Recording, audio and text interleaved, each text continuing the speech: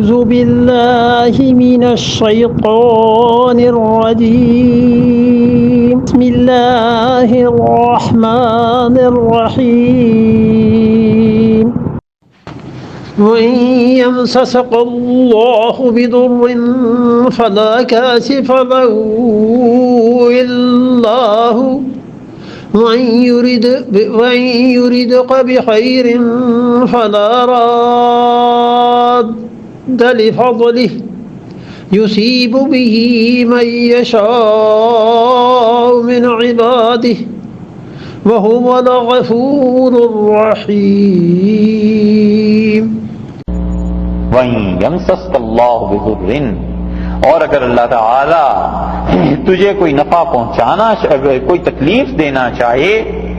اللہ یہ چاہے کہ تمہیں کوئی نقصان پہنچے، فلا کاشفہ، سو کوئی نہیں ہے اس تکلیف کو کاشف ہٹانے والا، لہو، اللہ کی ذات کے کوئی نہیں ہے، فلا کاشفہ، کوئی اس کو کھولنے والا نہیں، لہو، اس مصیبت کے لیے، الا مگر ہو، اللہ ہی کی ذات ہے جو اس مصیبت کو دور کرے۔ وہیں یرید کا بخیر، اور اگر وہ ارادہ فرما لیں تیرے ساتھ کسی اچھائی کا، بھلائی کا، فلا راد، کوئی نہیں ہے، کسی کی مجال نہیں ہے کہ اس نیکی، اس خیر کو ہٹا سکے، بفضلہ، وہ جو فضل تجھ پہ کرنا چاہتا ہے اسے کوئی ہٹا دے، کوئی پھیرنے والا نہیں۔ کیسی کھری بات فرمائی کہ اللہ یہ چاہے کہ تمہارا کوئی نقصان ہو جائے، کسی کی ہمت نہیں ہے کہ اس نقصان سے تمہیں بچا دے، فلا کاشف لہ الا ہو، کوئی اس کو کھولنے والا نہیں۔ کشف کہتے ہیں نا کسی چیز کے کھولنے کو، کوئی مشکل آ گئی تمہاری زندگی میں، اللہ کے علاوہ کوئی نہیں اسے ہٹا سکتا،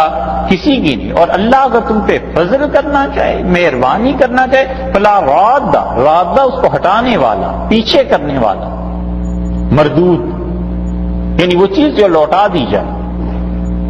پیچھے پھینک دی جائے، فلا راد لفضلہ، اللہ کے فضل کو ہٹا دینے والا وہ بھی کوئی نہیں،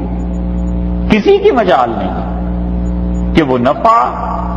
اور وہ جو چیز اللہ نے تمہیں دینی ہے اس سے کوئی کسی کو کوئی باز رکھ سکے۔ یصیب بہ، اور اللہ تعالیٰ کیا کرتا ہے، یصیب بہ، پہنچاتا ہے نفع کو، من یشاء، جس کے متعلق وہ چاہے، من عبادہ، اپنے بندوں میں سے جس کو وہ چاہتا ہے نفع پہنچاتا ہے۔ اس آیت میں تکلیف کا ذکر ایک بار کیا ہے اور نفع کا ذکر 2 بار کیا ہے۔ مفسرین کہتے ہیں اس کا مطلب یہ ہے کہ اصل میں تو اللہ یہی چاہتا ہے کہ اپنے بندوں کو خیر پہنچائے، ہزاروں چیزوں میں وہ خیر پہنچاتا ہے، لیکن انسان اس پر غور نہیں کرتا۔ صبح سے شام تک کتنے خدا کے انعامات ہیں اس انسان پہ برستے ہیں۔ اللہ نے کتنوں کو لگا رکھا ہے کہ وہ گندم کو پیدا کریں، غلے کو پیدا کریں، پھر اس انسان کے لیے کٹ کے آئے، اسے لگا رکھا ہے تم محنت کرو اور سرمایہ تمہارے پاس آئے گا، پھر اس کے ذریعے یہ پہیہ چلے گا، گاڑی چلے گی، صحت اللہ نے دے رکھی ہے، ہزاروں طرح کی خدا نے سہولتیں دے رکھی ہوتی ہیں انسان کو، اولاد ہے، بیوی، بچے، شوہر، کیا کیا خدا کے انعام ہے۔ اللہ نے فرمایا ہم اپنے بندے جس کو چاہیں کہ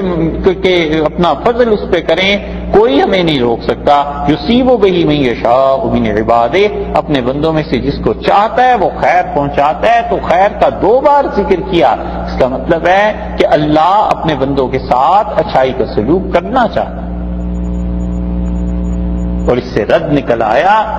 ان تمام جاہلی مذاہب کا جو خدا کو اس صورت میں پیش کرتے ہیں کہ بس وہ تو تلا ہوا ہے کہ کسی طرح انتقام دے اور کسی طرح انسانوں کو درد اور تکالیف کا نشانہ بنائے۔ یہ بات نہیں ہے، فرمایا وہ هو الغفور، اور اللہ کی ذات بہت مغفرت کرنے والی،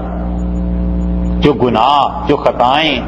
جو غلطیاں لے کے آؤ گے آخرت میں ہم اسے معاف کر دیں گے، الرحیم، اور دنیا میں بہت مہربان ہے، بار بار رحم کرنے والا۔ رحیم فعیل کے وزن پر ہے، اور فعیل عربی میں اس وزن پہ جتنے الفاظ بنتے ہیں اس کا مطلب ہے تکرار اس میں پائی جاتی ہے، یعنی بار بار۔ اللہ نے فرمایا بار بار ہم رحم کرنے والے ہیں، بار بار مہربانی کرنے والے ہیں انسانوں پہ۔ ہم جس کو تکلیف دینا چاہیں اسے کوئی چھڑا نہیں سکتا، اور جس کو ہم فائدہ پہنچانا چاہیں ہمیں کون روک سکتا ہے۔ یہ ہے اصل اقتدار اور اصل بادشاہی اللہ کی، جو قرآن پاک میں بالکل ٹھوک بجا کر یہ دعویٰ کرتا ہے کہ خیر اور شر دونوں کے دونوں ہمارے قبضے میں ہیں، ہم جو چاہیں سو کریں، ہمیں کون روک سکتا؟